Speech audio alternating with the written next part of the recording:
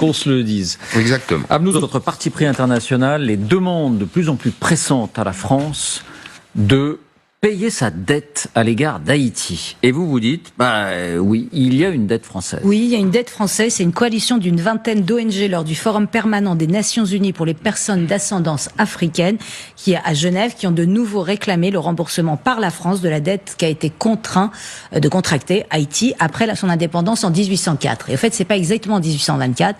C'est en 1804, en 1825, Charles X, qui vient d'arriver sur le trône, se présente à Haïti et en gros leur dit soit c'est la guerre, soit vous payez. Eh bien, vous payez quoi? Vous payez une indemnité de 150 millions de francs or pour dédommager les anciens colons et, en plus de ça, petite cerise sur le gâteau, avec l'assurance d'échanges commerciaux privilégiés avec la France. Et parce qu'il faut faire ça bien, vous allez emprunter aux banques françaises, c'est ce qu'on appelle après la double dette. C'est le diable qui se mord la queue. Il y en a plein comme ça dans l'histoire d'Haïti. Alors la dette a été remboursée par Haïti en 1947. En 1947. Donc ils ont mis 120 ans. Exactement, à 21 milliards de dollars. Mais pour les partisans du remboursement, il y a eu 200 ans d'intérêt dont la France a bénéficié. Donc elle se montrait davantage à 150 voire 200 milliards.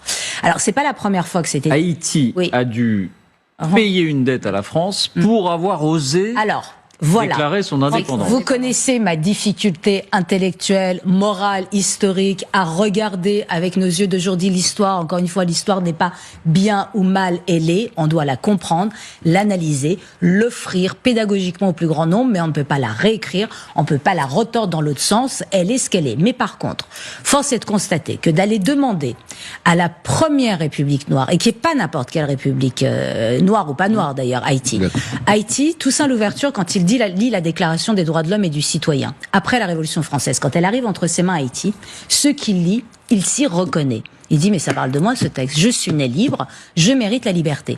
Et en faisant la révolution à Haïti, Toussaint Louverture a universalisé la Déclaration des droits de l'homme et la Révolution française. L'aspect universel, ce qui fait que c'est applicable partout et c'est revendicable par tous, ça vient d'Haïti et Toussaint Louverture.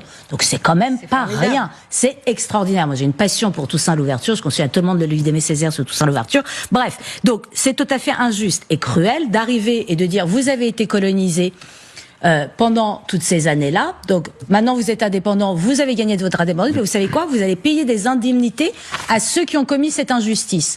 Alors même avec les réserves que je peux avoir dans la réécriture historique, ça va quand même. Donc je pense que quand même il y a une légitimité. Mais j'ai deux mais. La première, c'est qu'on doit aussi faire payer les Américains. Parce que tout le monde a oublié cette affaire. Mais en 1914, un groupe d'Américains débarque à Haïti, pique 500 000 $ de la Banque nationale d'Haïti, les ramène aux États-Unis, pose avec, et s'installe à domicile avec l'armée américaine jusqu'en 1934, réinstaure le travail obligatoire, tire à vue sur les fugitifs, et à son départ, c'est-à-dire au moment et après, en 1934, il part et jusqu'en 47, il demande à Haïti de rembourser la dette que les Haïtiens ont été obligés de contracter du fait de l'invasion américaine.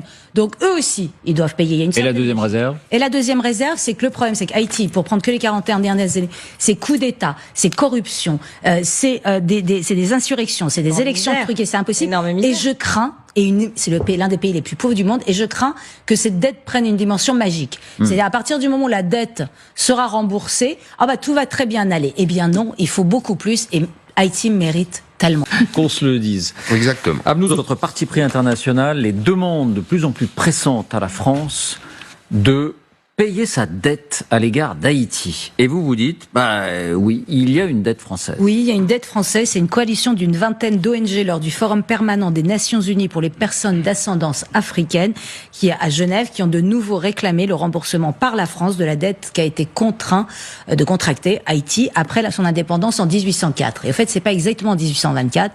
C'est en 1804, en 1825, Charles X, qui vient d'arriver sur le trône, se présente à Haïti et en gros leur dit soit c'est la guerre, soit vous payez. Eh bien vous payez quoi? Vous payez une indemnité de 150 millions de francs or pour dédommager les anciens colons et en plus de ça, petite cerise sur le gâteau, avec l'assurance d'échanges commerciaux privilégiés avec la France. Et parce qu'il faut faire ça bien, vous allez emprunter aux banques françaises, c'est ce qu'on appelle après la double dette. C'est le diable qui se mord la queue. Il y en a plein comme ça dans l'histoire d'Haïti. Alors la dette a été remboursée par Haïti en 1947. En 1947. Donc ils ont mis 120 ans. Exactement, à 21 milliards de dollars. Mais pour les partisans du remboursement, il y a eu 200 ans d'intérêt dont la France a bénéficié. Donc elle se montrait davantage à 150 voire 200 milliards. Alors c'est pas la première fois que c'était. Haïti a dû payer une dette à la France pour avoir osé déclarer son indépendance. Vous connaissez ma difficulté intellectuelle, morale, historique à regarder avec nos yeux d'aujourd'hui l'histoire. Encore une fois, l'histoire n'est pas bien ou mal ailée. On doit la comprendre, l'analyser, l'offrir pédagogiquement au plus grand nombre, mais on ne peut pas la réécrire, on ne peut pas la retordre dans l'autre sens. Elle est ce qu'elle est. Mais par contre, force est de constater que d'aller demander à la première République noire, et qui n'est pas n'importe quelle République noire ou pas noire d'ailleurs, Haïti, Toussaint Louverture, quand il lit la Déclaration des droits de l'homme et du citoyen, après la Révolution française, quand elle arrive entre ses mains Haïti, ce qu'il lit, il s'y reconnaît. Il dit, mais ça parle de moi, ce texte. Je suis né libre, je mérite la liberté. Et en faisant la révolution à Haïti, Toussaint Louverture a universalisé la Déclaration des droits de l'homme et la Révolution française. L'aspect universel, ce qui fait que c'est applicable partout et c'est revendicable par tous, ça vient d'Haïti et Toussaint Louverture. Donc c'est quand même pas rien. C'est extraordinaire. Moi j'ai une passion pour Toussaint Louverture. Je conseille à tout le monde de lire Aimé Césaire sur Toussaint Louverture. Bref, donc c'est tout à fait injuste et cruel d'arriver et de dire vous avez été colonisé pendant toutes ces années-là. Donc maintenant vous êtes indépendant, vous avez gagné de votre indépendance, mais vous savez quoi? Vous allez payer des indemnités à ceux qui ont commis cette injustice.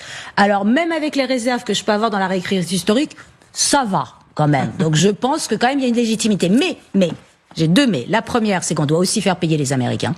Parce que tout le monde a oublié cette affaire. Mais en 1914, un groupe d'Américains débarque à Haïti, pique 500 000 $ de la Banque nationale d'Haïti, les ramène aux États-Unis, pose avec, et s'installe à domicile avec l'armée américaine jusqu'en 1934, réinstaure le travail obligatoire, tire à vue sur les fugitifs, et à son départ, c'est-à-dire au moment et après, en 1934, il part et jusqu'en 47, il demande à Haïti de rembourser la dette que les Haïtiens ont été obligés de contracter du fait de l'invasion américaine.